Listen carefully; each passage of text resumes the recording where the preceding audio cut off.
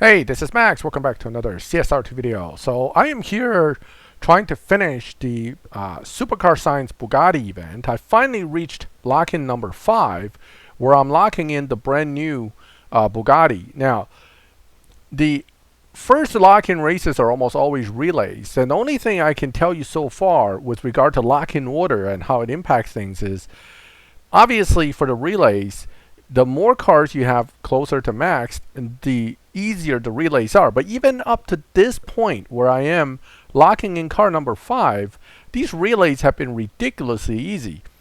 Of course, my Bugatti La Voitoinoir is pretty well close to maxed. And with regard to the Bugatti Mistral that I've obtained for this event, it also is pretty close to max. It has most of the strong stage 6s already installed. Now, that being said, I think up to this point, these cars would all be able to do fine if it had at least 3 or 4 strong stage 6s. None of the challenges are even close to be truly challenging for the first 55 races.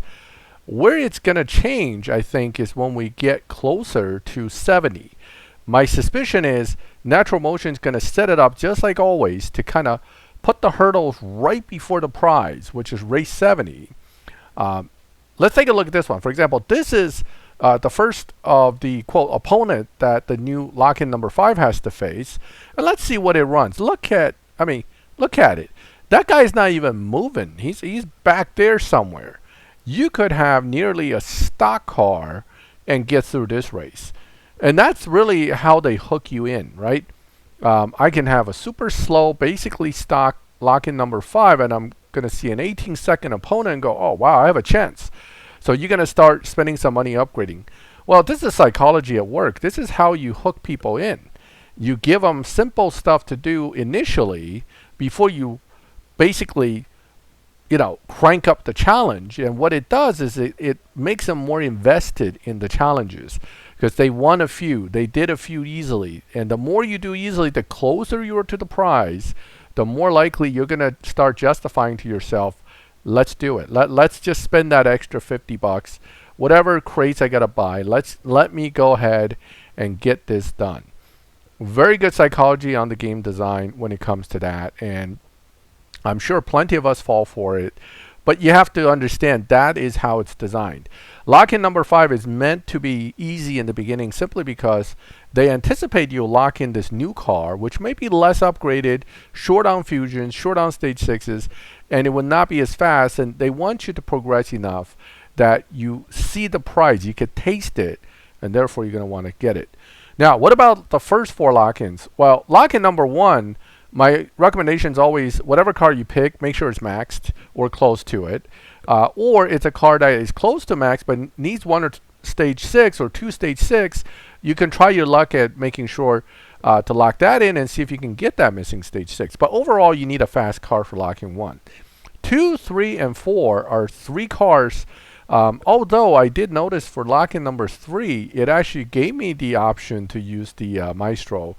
I didn't do it. I locked in the Devo instead, but I'm not sure what difference it would make if I did that. In retrospect, I should have locked it in 3 just to try it, in which case lock-in number 5 would be a different car, but it would be fully maxed. Wherever you put it, I suspect what you should do, and this is just my speculation based on watching what's going on now, once you got past lock-in number 5, every single race so far has been with the lock-in number 5.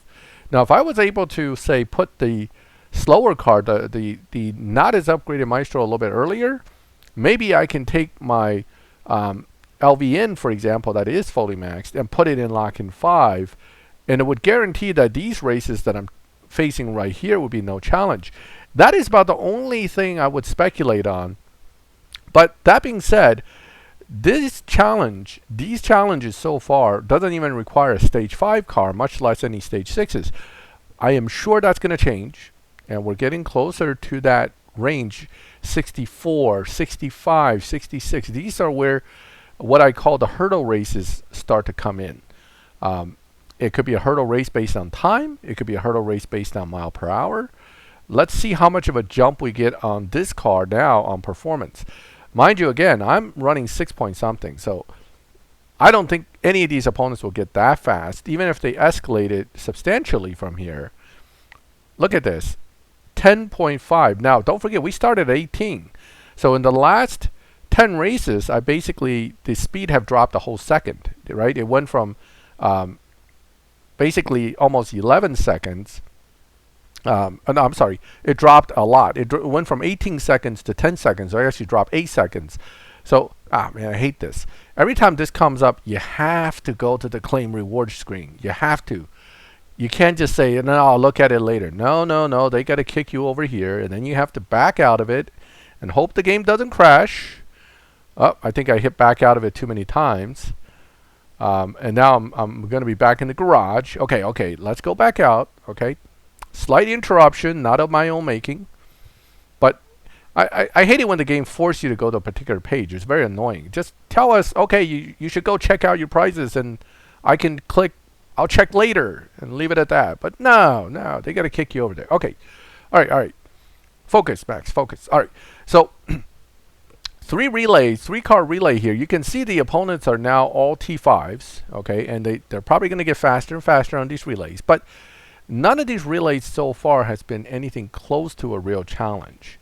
And I suspect this one will still be, a few seconds difference for my cars because my cars are so well upgraded. But even for lower upgraded cars, I think you still have a pretty strong performance and success chance, even if your car is like 2 seconds off or 2.5 seconds off from any kind of fully max performance. It wouldn't hurt you that much. So the first opponent's exactly what I'm thinking. It's a 6-second opponent. Second opponent, this car again is very quick in the quarter mile, half mile, whatever. Quarter mile is what they're running. So these cars are pretty quick in the quarter mile because they have fast acceleration. So again, the LVN is going to pretty much destroy that car. Okay, especially with the handicap it has. So again, 4 point something, right? In case, what I was saying earlier is if you're 2 seconds slower, you still be ahead. See, 6 seconds, 6.7 would put you behind, but 6.0 would put you right about on par. And then your final relay, as long as your guy is not running too slow, and that would be like, like an 8-second run on this one should still pull in the ultimate numbers. That would put you right around, what, 20? Let's see what the opponent's total is. If we're under 20, we should be good to beat them. Mine's going to be well under that, but that's what I'm saying is that even a slower run would still do it. All right, so 19.2. Okay, I'm a little off. So your 3 opponents, your 3 guys, if one was closer to max, then 2 were about 2 seconds off their time in the quarter mile, you would still make it. So, again, these relays haven't been all that challenging. But if you only have one stage 6, that probably won't work. Okay, so once again, I believe the hurdle races are going to be one of these. We'll see how this plays out. So far, nothing. I mean, so far, it's almost like Natural Motion's going, oh, we're going to make this Supercar Science super easy for you, right? Because we're 4 races away from the prize car, and I don't even have to run stage 5 to get this far. Stage 5 only with this car is in the 8s. In fact, I think it might be even in the 7s. It might be a 7.8 or 8.0 car at stage 5 only. This thing's quick.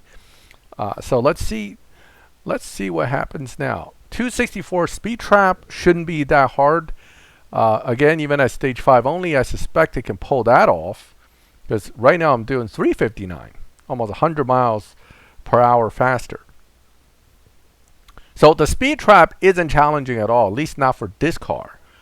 So that brings us to we're now 3 races away. 3.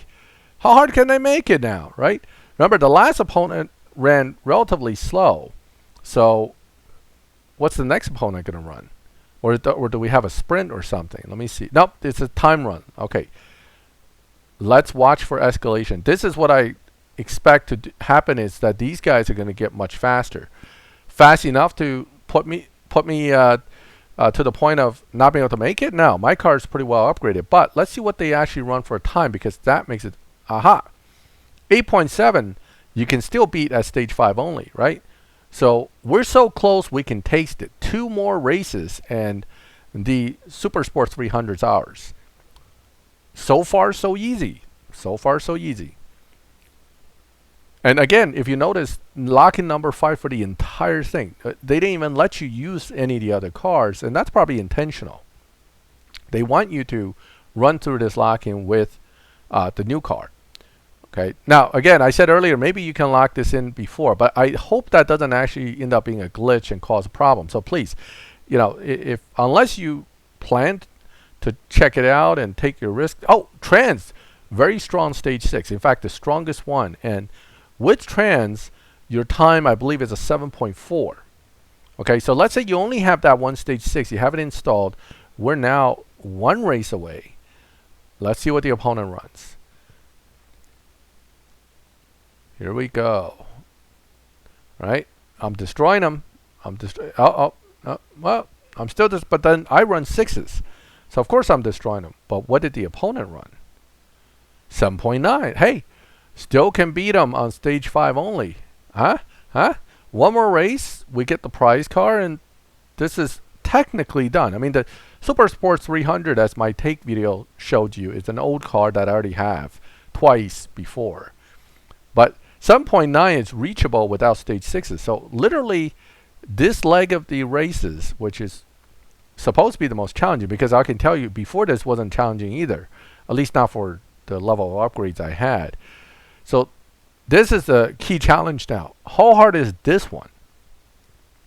Okay, I am still ahead by a decent chunk, but that's because my car's fast. But what did the opponent run? This is where you'll know just how tough it's going to be. 7.429. Now, 7.429 will win you the car. So literally only challenging race so far that does require stage 6 seems to be literally the final prize race. And there it is, the Super Sport 300. And that's it. I mean, that finishes the essential. I'm going to strip it because I already have 2. But this essentially finishes Supercar Science, the important part of it. Once you get the prize car, whether you want to keep going, it's up to you. But generally, people their goal is to get the car, right? Especially if you don't have it already. This is a nice and important milestone that you won the car. And look at this, all greens, 1 blue. At least I got 1 red fusion, 2 red fusion. No stage 6s, nothing. Yeah. Pretty lame for stripping a 5-star purple star car, but hey, what can you do? Okay, so we're on the crate page. Let's go ahead and back out of this. It's because I stripped the car, it pushes me to here. So what we know is that ultimately this actually was a pretty easy event, right? It didn't even get challenging until the last race. And as I indicated in the last race, you could probably get through that with just transmission stage 6. In fact, let's look at that. Let's take a look at transmission stage 6 before we end this video. So transmission stage 6, let's remove all these. Tire, body, nitrous. Okay. So I'm leaving only transmission stage 6 in there.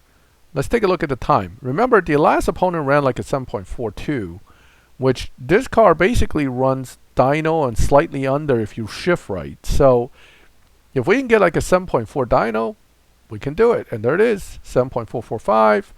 That is sufficient for you to potentially finish this with just transmission stage 6. So that's it, my friends, for this Supercar Science. I won the 300. I stripped it. I'm going to go ahead and finish the event utilizing my existing 300.